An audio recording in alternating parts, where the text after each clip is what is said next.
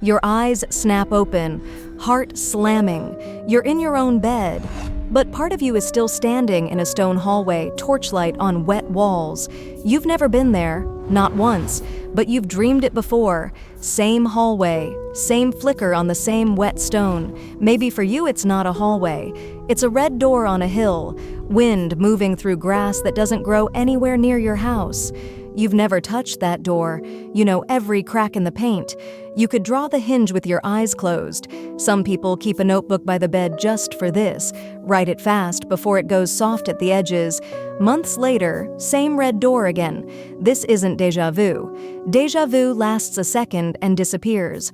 This is a full location, rebuilt in exact detail, in a place your waking mind swears has never once existed. A place that keeps coming back isn't a glitch, it's a return. Quick gut check before we get into why. Has your recurring dream ever changed on its own? Gotten a new room, a new detail without you doing anything? Hold that thought, because it matters more than you think. So where does the mind pull a location from if you've never stood in it? Old dream traditions stack up 3 answers, and none of them cancel each other out. The first, your awareness left the building while your body stayed in bed. In folk belief across unconnected cultures, sleep was never the brain shutting off. It was you stepped out somewhere else.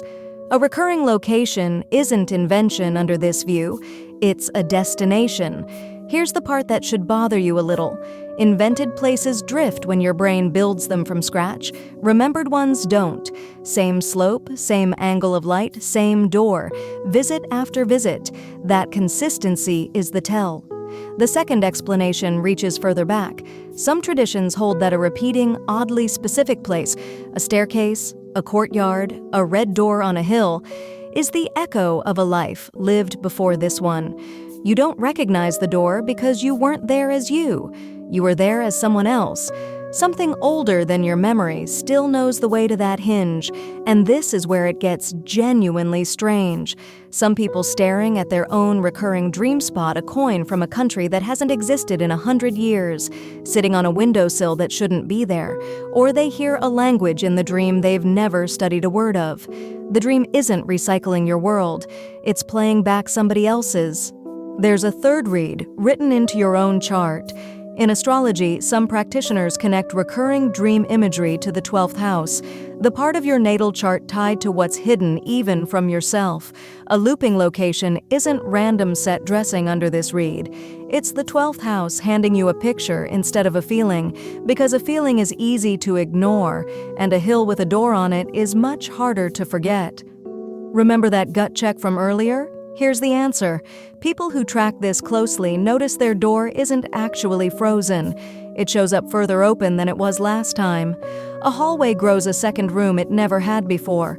The location is technically fixed, but it's not static. And that single detail is the strongest argument that something outside your own imagination is steering it.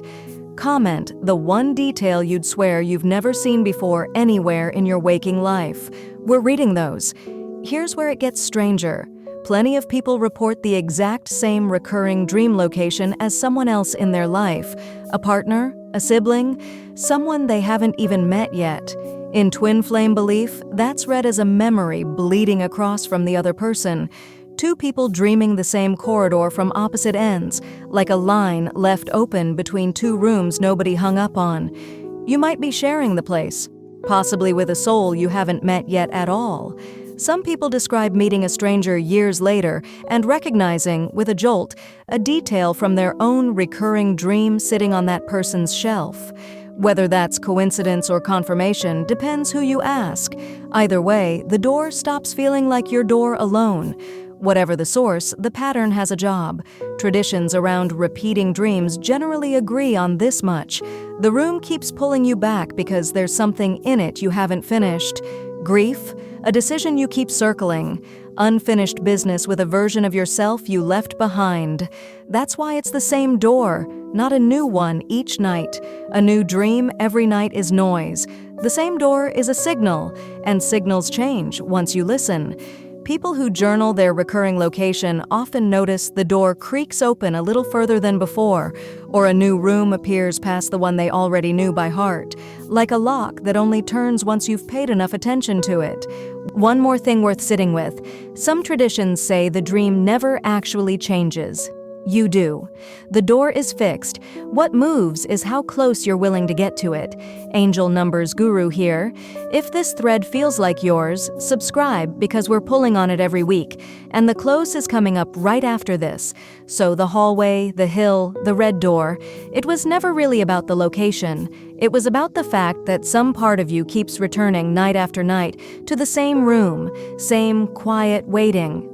Maybe it's a past life, maybe it's a twin flame on the other end of the line, maybe it's just your own subconscious, patient as anything, waiting for you to finally walk through it. You already know the way home.